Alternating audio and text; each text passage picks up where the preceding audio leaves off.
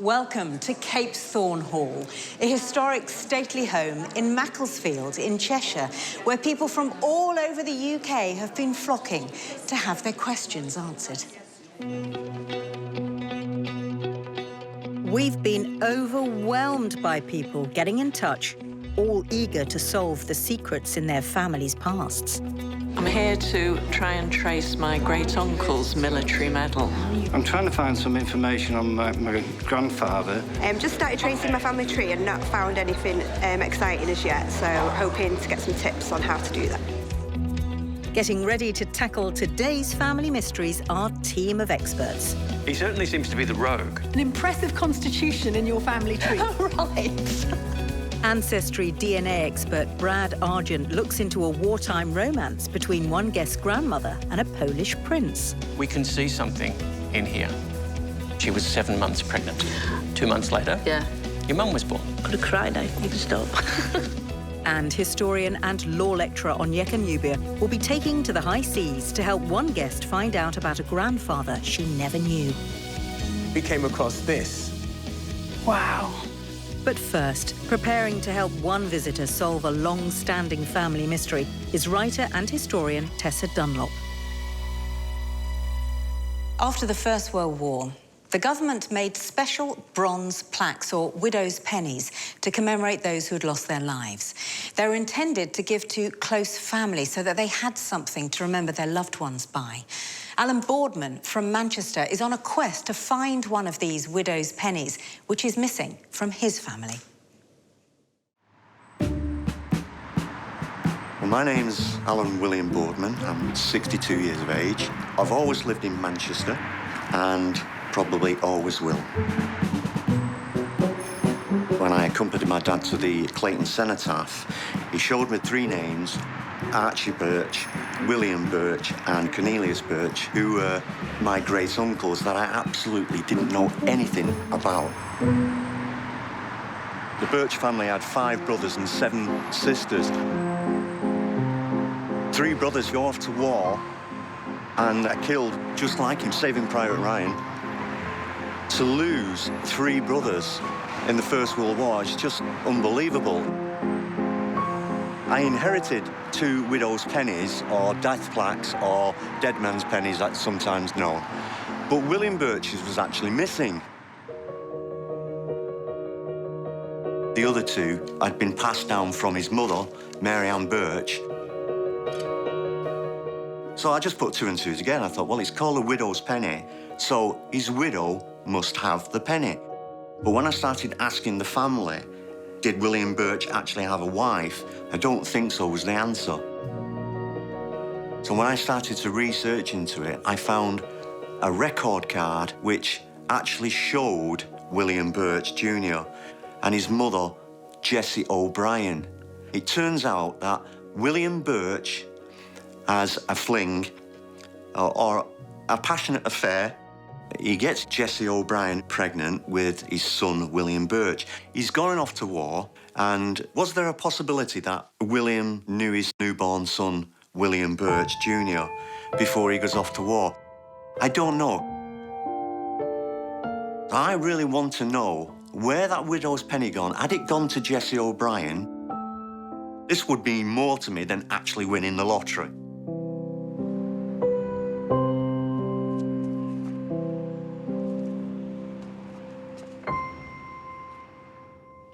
Alan, welcome to the show. Thank you.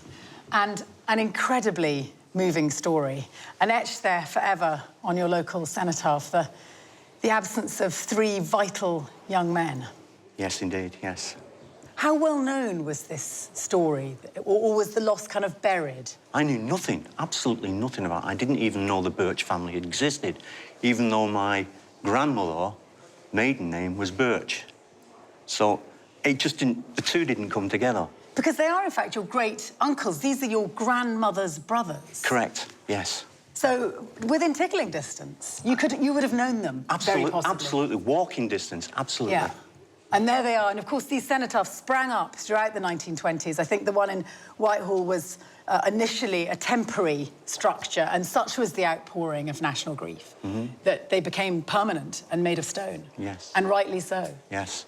Let's focus, so there are 3 brothers who died within a matter of months. Mm-hmm.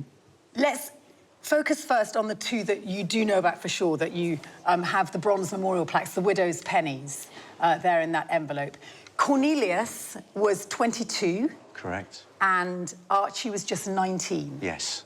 They die in 1918. Yes. During the German Spring Offensive. Mm-hmm. And as a result, their mother receives the widow's pennies. Yes. But there has never been one for William, who in fact died sooner, didn't he? He did, yes. He was the first to be killed in action. Let's check out William. He's with the hat and the pipe. Yes. He looks like a good time kind of guy, actually. He does. He looks a really well-built guy, doesn't he? You wouldn't want to meet him, would No. you, in any offensive?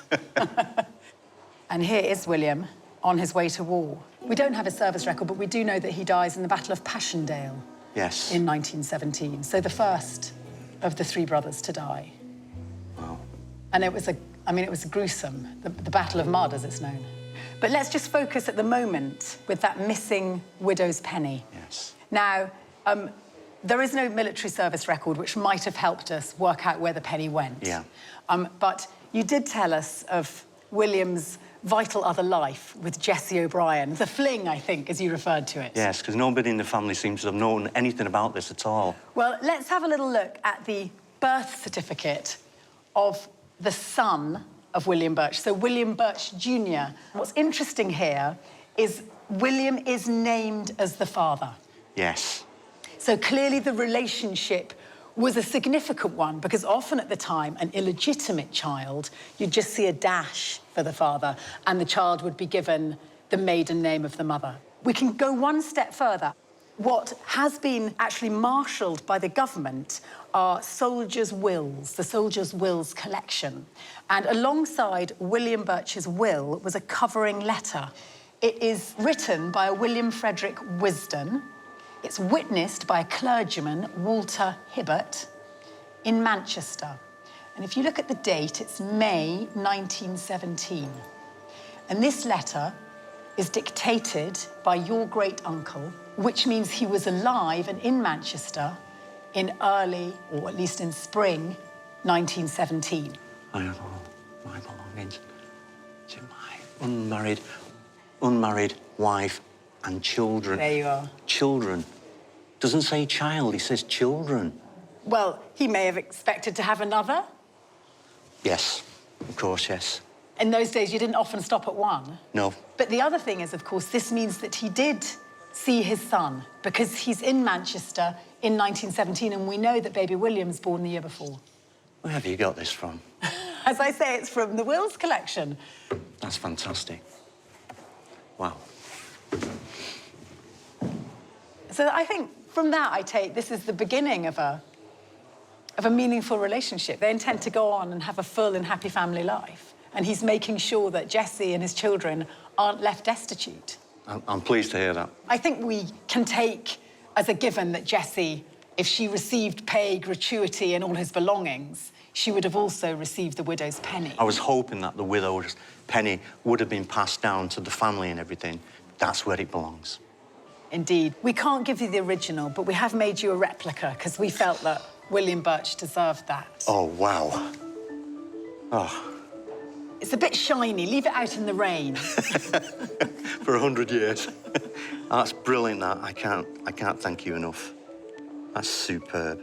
To be honest, Alan, for bringing this story to us, and a reminder that, you know, lest we dare lionise war, actually the cost of war, you know, and personally, to your family, the cost of war. It's just, it's very poignant and powerful, and we can't thank you enough. One of my cousins said to me, if you can speak their name, they will never die. And here they are, William Birch. Thank you. Thank you.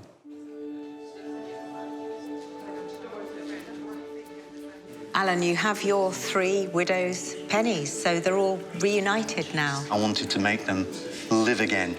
And for me, the way of doing that, these represented their souls. And to have the 3 back together just means they're back alive, in spirit.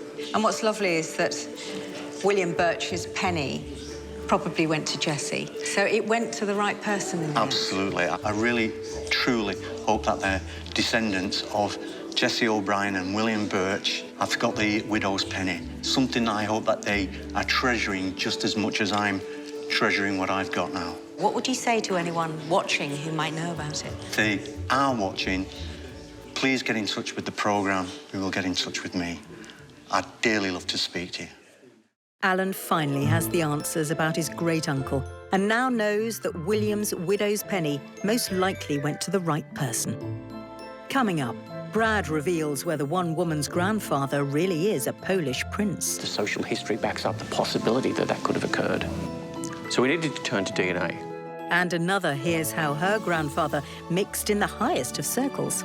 It's quite possible that your grandfather would have met King George VI, the Queen Mother.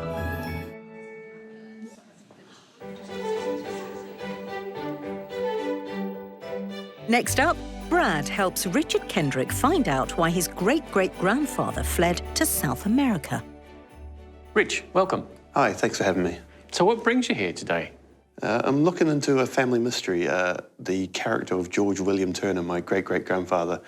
There's been a lot of supposition and black legend about what he got up to. My great-grandmother, his daughter, Georgina Florence Turner, was born in Buenos Aires, Argentina. The reason she was born there, her father had to go to Buenos Aires for some reason. From what I can find, he got involved in an incident in Liverpool in the late 1880s with a lawyer. So this lawyer was Harry Sidney Reynolds. Correct. And, you know, whilst it was difficult to sort of find a whole lot of information on your great-great-grandfather, George William Turner, at that time, Mr. Reynolds pops up on more than one occasion. Now, the little bit of research I did on him, he's something of a rogue. I think he was fined like £500 or something for breaking a promise. He was going to marry some woman and let her down. And then you see him shortly after this potential scandal involving your great-great-grandfather being struck off as a solicitor and doing 12 years in prison. So to be in that situation where he was associated with this man, it must have cast a shadow on the family. I do feel he was the unwitting pawn in this sorry tale. Yeah. We actually had someone on the ground in Argentina, and we got them to do as much research as we could. They were tantalising bits of information. We couldn't find a passenger record for George, but we found one for what we think is his wife. Now, his wife's name... His wife was Alice Eleanor Turner. Yeah, they might all be travelling just under her name to kind of keep a low profile. Because of his reputation. He certainly wouldn't want to advertise his name. Yeah, so when it comes to your great-grandmother, when she's born, we know George is alive. Right. When she's baptised, he's deceased. He's deceased. So we have been able to find a death record. We found a George William Turner in the British hospital in Buenos Aires, dying of typhoid on the 16th of May, 1891, a few months after her birth and shortly before her baptism. It's just such a tragic end for a guy who was so young. Look, he's tried to start again, right? He's tried to leave the past behind and make a new life for himself. Which is very, very brave at that time. At the very least, he supported his family. He did. And he wanted to begin again. Thanks for your time. It's a real pleasure. Thank you. Thanks, Appreciate it. At last, Richard has answers to the story of his great-great-grandfather and learned he was trying to start over with his family in South America. As an island, the sea plays a huge part in our history, from building empire to defending against invaders. Next up is Sarah Weldon from Cumbria. She has a deep connection to the water, and she wants to know whether she's inherited it from her grandfather, who she never knew.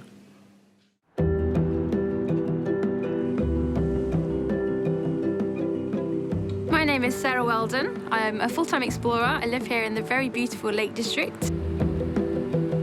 As an explorer, I've been to the Amazon jungle. I've spent some time in Georgia, so I've been to the Arctic. For as long as I can remember, I've always loved swimming outdoors all year round. No matter what the weather, I'm in the water. I have a real sense that water's in my DNA and exploration is in my DNA, and I'd love to know where that comes from. The only person I can think of who has similar kind of interest to me is my grandfather. As far as I know, he was in the Navy, but I don't know if it was the Merchant Navy or the Royal Navy, because my grandfather died when my father was just a young lad. I've got no facts or anything like that, so I'd like to know more about him. It's a bit of a missing piece of a puzzle right now. I don't quite know who I am, so I think to find out my roots will really just fill that gap and help me to have a better sense of who I am. Sarah's hoping historian and law lecturer Onyeka Nubia can provide those much-needed answers. Welcome to the show, Sarah. Thank you. So, we understand that you've got an interesting inquiry about your family history. Yes. And we also understand that you're a bit of an explorer. Yes. I'm not sure where it comes from, though, so. So, where have you been to? I've been to the Amazon jungle, the Arctic, Georgia, Latvia, Lithuania. Worked in quite a few different jobs, and all of them have led to kind of research projects abroad, such as India. So you have an adventurous spirit. Yes. Perhaps it's inherited. That's what I'm wondering. Perhaps not. Perhaps you're just an original. Let's start with your grandfather. The only thing I know is that his name was Norman. He died when my father was quite young, so he's a real mystery. Did you do your research under the name of Norman Weldon? Yes. OK. There was a reason why you didn't find much. Ah, now I'm intrigued. We began to research cases for such a name. Then we came across this. OK. This is the gravestone of Cyril Weldon. Wow. The Norman is the middle name. OK. I had no idea he was called Cyril, Yes. so that's really nice to have a name now. Interesting. Yeah. So, taking Cyril Weldon's name, we then looked for Royal Navy records. Yep. This is Cyril Weldon's record. Wow. And he joined the Royal Navy on the 24th of February, 1943, just a month before his 16th birthday. Wow. So that meant that he was actually a boy when he joined. Yeah. So, because of his age, Cyril Sr., his father, and Agnes, his mother, were required to give permission for their son to join the Navy. Wow. I didn't even know their names before, so that's something else new. So we can see on this record that his first training post was on board HMS St. George. It was a training school located in Douglas on the Isle of Man. OK.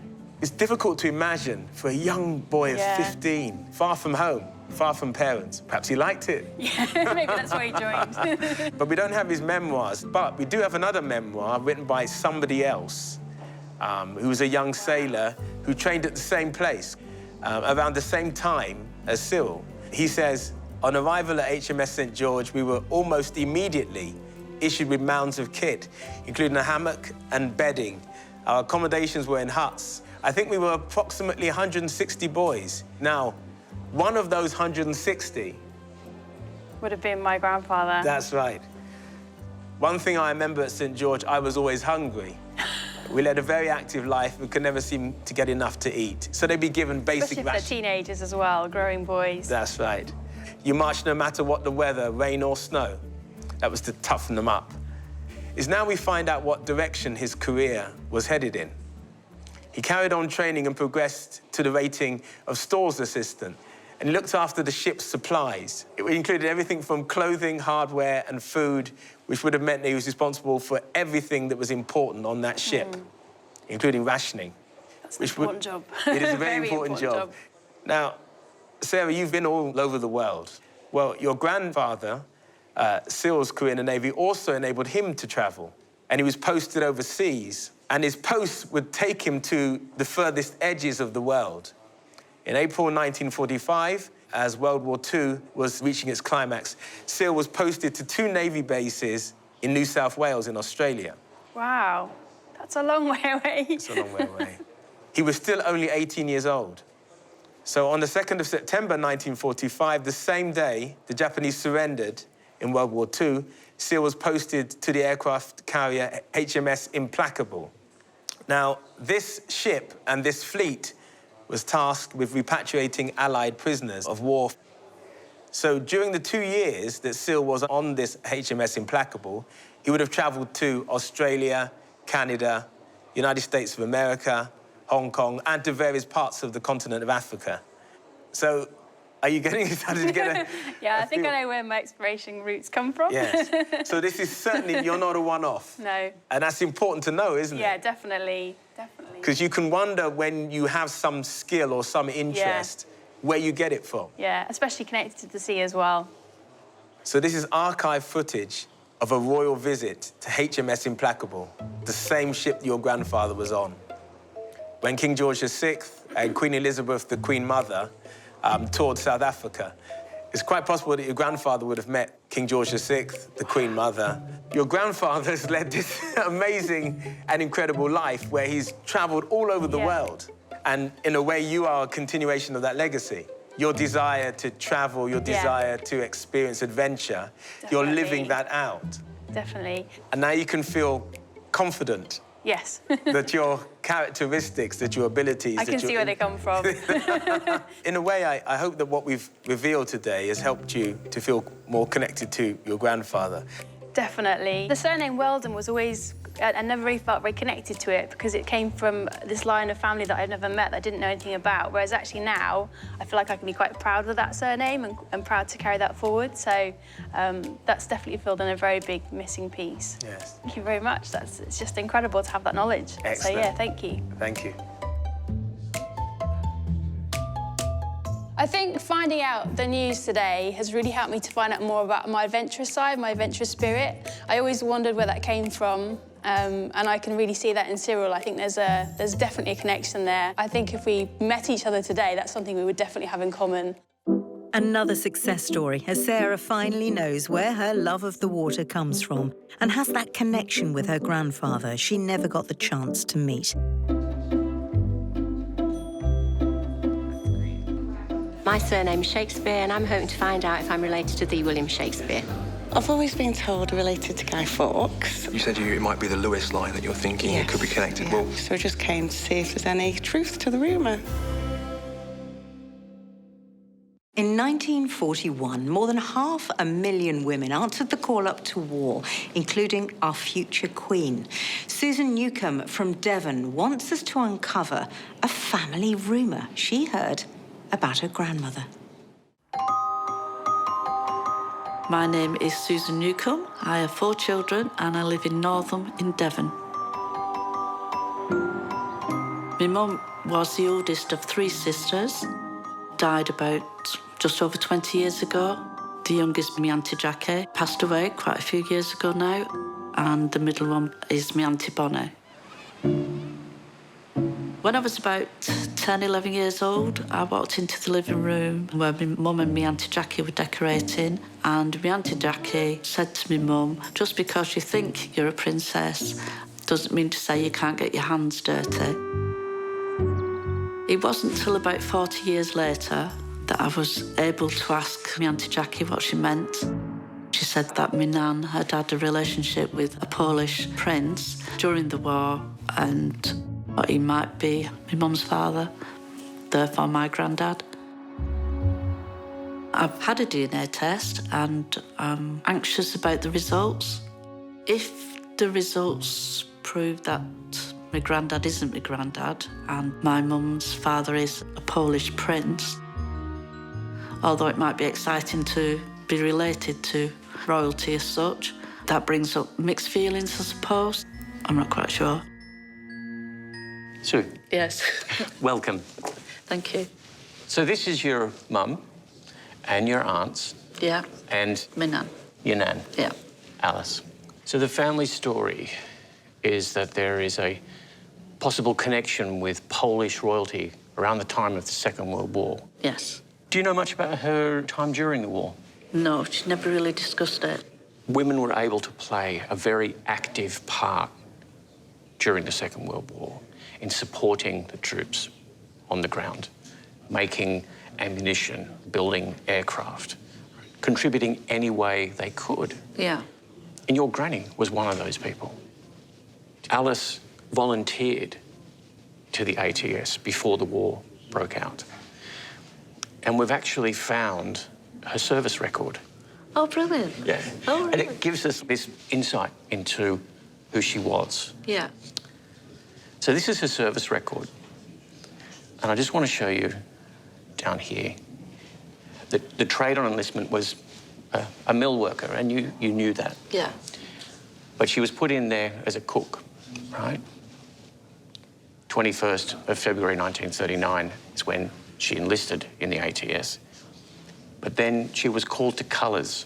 Now, do you know what called to colours means? No. When the call to colours came, it became part of the army rather than a volunteer. They were given military rank, Yeah. right? So she's doing her bit, Yeah. right? And she must have been pretty good at what she was doing, because you can see here, she was a sergeant. Yeah. And I want to show you something, because I think it gives you an indication of just how important she was to the process. It made the papers. Oh, bless. And it's, you know, here's Sergeant Alice Kershaw, ATS, of Marquis Avenue, Bury, has been awarded a certificate of good service. She was in charge of the cookhouse of an airborne depot before the invasion began. So, you know, they're obviously really pleased with and impressed with the quality of the work that she did. You know, one of the things that we do when we think about the war is we think about, you know, those people on the front, those people in action, those people putting their lives at risk. They're the heroes that come to mind. Yeah. Yeah. And sometimes I think we skip over the fact that so many contributed so much behind the scenes to make that a success. And your granny was one of those people. Oh, I never knew anything about that. Oh, bless her. So the question sort of springs to mind now. Where does the Polish prince come in? Yeah. So do you have any idea where she might have been stationed or where she might have been during that time? The only place that I know was allegedly was Blackpool at RAF base.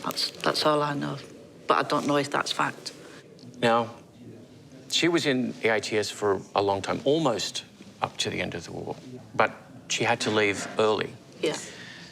And again, looking at her service record, we can see something in here on her reasons for discharge. Family reasons. Right. The family reasons were she was 7 months pregnant. 2 months later, your mum was born. And it's also important to remember, at this time, she was with Francis. Yes. Right? We've got to go back to this question mark over the Polish prince. Yeah. So let's think about this, all right? We need to see what supporting evidence we can get. Yeah. We know Germany invaded Poland, and then about 20,000 Polish people came to Britain ready to sign up, right, and do their bit. But they were all based in Blackpool. Oh, OK. So that's an interesting coincidence, don't you think? Well, yeah, it puts some sort of credence to the family rumours as such. There's a lovely photo I want to show you, and I think it gives you some insight into the times. You can see here, these are Polish Air Force officers. And so there was definitely an interaction between people. Dashing young men in their flying machines. Yeah. Right? Yeah. So you can kind of see where it's come from. And so now we need to go, OK, where's the evidence? When we looked at the service record, there was no evidence that she ever served at Blackpool. Oh, right. So we have to sort of start thinking, OK, what are our other avenues? So we needed to turn to DNA. And the way we did that was we DNA tested you and we DNA tested your aunt, Bonnie. Yeah. Now, the reason that we did that is because that will enable us to determine if Francis is the father of Bonnie and of Sylvia, your mum. Yeah. What we've been able to tell from the DNA is that your aunt, Bonnie, and Sylvia, your mum, share the same father and mother. So Francis and Alice are your grandparents. Good. I'm going to cry now. You can stop. It's OK to cry. It's an emotional experience. Now, this doesn't mean that Alice didn't have a passionate affair with a dashing Polish prince. Yeah. The social history backs up the possibility that that could have occurred. But what it does tell us, and what it confirms for you, is Frances and Alice are your grandparents, and your mum is resting with her dad. Yes. How are you feeling? Relieved, I suppose. But it's good that the story's been told for my nan, and that I know more about it. And appreciate what she's done during the war.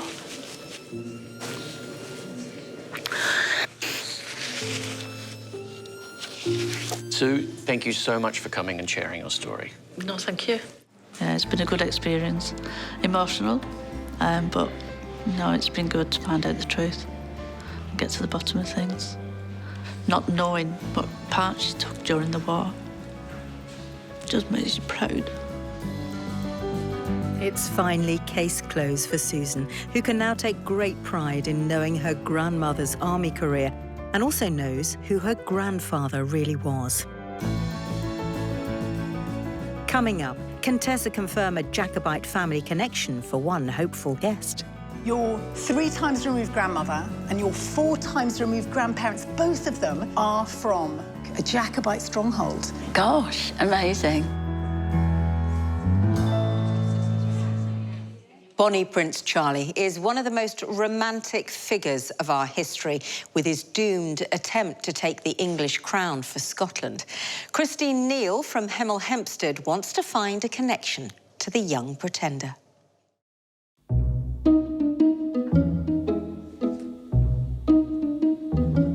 Well, the family legend has it that we are related to Bonnie Prince Charlie. I'm Christine Neill, and I'm currently living in Hemel Hempstead. I'm quite obsessed with genealogy. I spend a lot of time searching, looking for answers. My mother always claimed that we were related to Bonnie Prince Charlie through her mother's line of the family. I've found out subsequently the surname of my great-great-grandmother, and she was Christina Stewart, which was Bonnie Prince Charlie's surname. When I was a child, my mum used to dress me in a tartan skirt, and it was always Stuart tartan. And the reason it was Stuart tartan was because she claimed it was handed down through the family, and that is the tartan that Bonnie Prince Charlie wore. He led the Jacobean rebellion at the Battle of Culloden and lost. I think Bonnie Prince Charlie certainly had a reputation. He was a rebel. He was a womaniser. Who knows, he may have been a drinker. And certainly, when you look through the lines of my family, there are some characteristics that can be drawn with people today. So I'm sure we can claim some sort of heritage from him. Welcome to the show, Christina. Thank you. What a great family story, related to none other than Bonnie Prince Charlie. I tell you what, how many Scots would chop their right arm off to be able to prove that? You clearly know a bit, but how much have you invested emotionally in the idea of him being in your family tree? There's that sense of connection, almost as though he's leading the idea, I need to be found. Because let's establish him in history. He's this kind of almost mythical figure. We know he dressed up in disguise to escape, and Flora MacDonald helped him back over the water. But actually, it has fascinating historical roots, because it could have panned out so differently for Britain. His grandfather, of course, was the Catholic king, James II, coming off the back of Charles II, the Restoration King. James, we know, was ousted. In comes William of Orange, and eventually you get the establishment of the Hanoverians. Now, the big problem, really, for Bonnie Prince Charlie as the young pretender is he comes about 30 years too late. By the mid-18th century, the Hanoverians have had time to establish themselves in England. And really, you need critical mass in England as well as Scotland to have any traction. But what's great about Bonnie Prince Charlie is 10 out of 10 for effort. You know, he gave it absolutely the best crack of the whip. So let's just go to a map of the Highlands of Scotland. He leaves France, he's 24 years old. He has a band of 7 people, OK? He's intending to take the throne off the stodgy Georges, all right, in England. And he arrives and he lands on a little island called Eriskay, and he comes crashing down through the Highlands. Now, I want to pull up a place named on the map called Rannoch Moor. You see, we're going to come back to Rannoch. I know a lot about that place, and I'll explain in a bit. And he takes Perth, he takes Edinburgh, crosses the border, I think, at Carlisle, as far as Derby.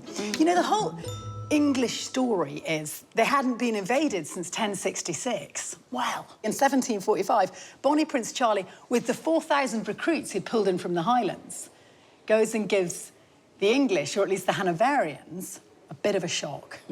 OK? Now, the problem is they're not sufficiently prepared or trained. Most of them want to retreat. Meanwhile, of course, there's been a sharp shock delivered down in Westminster. We've got to do something about this. So George II sends his son, Cumberland, thumping up to the north of Scotland, and that's where Bonnie Prince Charlie has to make a fast escape, goes into hiding, and as you mentioned, the Battle of Culloden. I mean, every Scottish schoolchild knows about the Battle of Culloden. They are slaughtered. Rather tragically, he lives the rest of his life out in Italy and France. Never lets go of his claim to the throne. When his father dies, he calls himself Charles III. Takes to drink. It's said he was seldom quite sober in the latter years of his life. But, you know, there was such potential there. Flair, he was musical, he was athletic, he was a polyglot, he spoke many European languages. So, really, you can't ask for more in a hero. For you, is he a hero or is he a figure of pity? I see him as a hero. That must have taken some pluck to have done that, a belief in what he was wanting to achieve. Yeah. He's what legends are literally made of. Yes.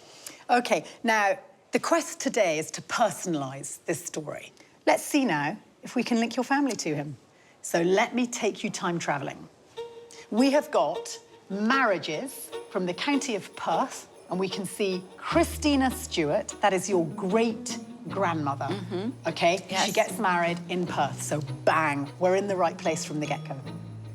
So let's look at Christina Stewart's family tree in relation to you, and we can go back to an Archibald Stewart. We're going to stick with the Stewart line, so that's your great-great-grandfather. And incidentally, the spellings of Stewart and Stewart, S-T-A-U-R-T, are interchangeable. Yeah. And we see they're born in 1815. So each time we go back a decade, we're getting nearer to that mid-18th century, which is where we want to be.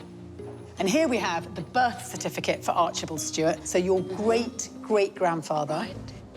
And his parents are an Alexander Stewart and a Christina Robertson, a good Scottish clan name there. Yeah, there's a lot of Robertsons in Scotland. And we can see that he was born at Portobello, which is very near Edinburgh. So again, we know that Bonnie Prince Charlie through Perth took Edinburgh. We're in the right place. Let's stick with that couple, all right? Let me introduce you to the marriage certificate between Alex Stewart and Christina Robertson. Now, what's significant about this from our point of view is the place they got married in. Can you see it? Rannoch. Rannoch.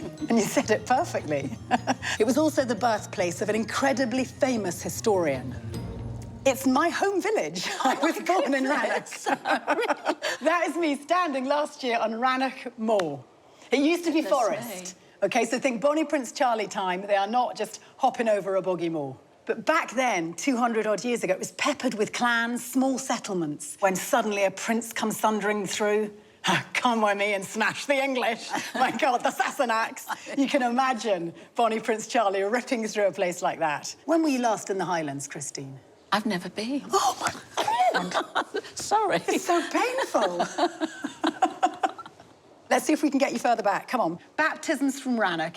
We see here that Christine, daughter of Donald Robertson and Margaret Cumming, was baptised February 14th, 1784. Incredible. Amazing. OK, so here we are. We've gone from your great-grandmother, Christina. We've hopped to an Archibald, OK, who took us to Edinburgh. His parents take us to their marriage. And then we can go right back to Donald Robertson and Margaret Cumming. Cumming still a local family, Robertson still a local family. Gosh. Isn't it amazing? Now, genetically, Your 3 times removed grandmother and your 4 times removed grandparents, both of them are from Rannoch, a Jacobite stronghold. I mean, are you related to Bonnie Prince Charlie? We cannot say you are genetically the flesh and blood of Bonnie Prince Charlie. Who knows? But you certainly brushed up close with the Bonnie wee man, eh? Gosh, amazing. What Incredible. a great story. Yes. What a great absolutely. story. Geographically, yes, you're one of his. Amazing, absolutely. I think amazing. you should move to Rannoch, actually. I think I should go there. You take your whole definitely. family. The primary school could do with a numbers up boost. Before you climb Schiehallion and look down upon Kinloch Rannoch, a miniskirt in this. Oh, it is the Royal Stuart tartan. It is indeed. Yeah, I want you in a picture posing like me on that moor. All right? Thank you so much for coming. Well, thank you. That story, which was a fireside story, has more meaning. It's become alive. I've earned the Royal Stuart tartan, and I can say to Bonnie Prince Charlie, I'm wearing the tartan he wore. Some promising news for Christine, who, if not directly related, was certainly close to the clan of Bonnie Prince Charlie. Well, it's been an exciting day here in Cheshire, solving mysteries and finding lost family. For now, though, it's goodbye. Do join us next time when we'll be helping more people find their place in history.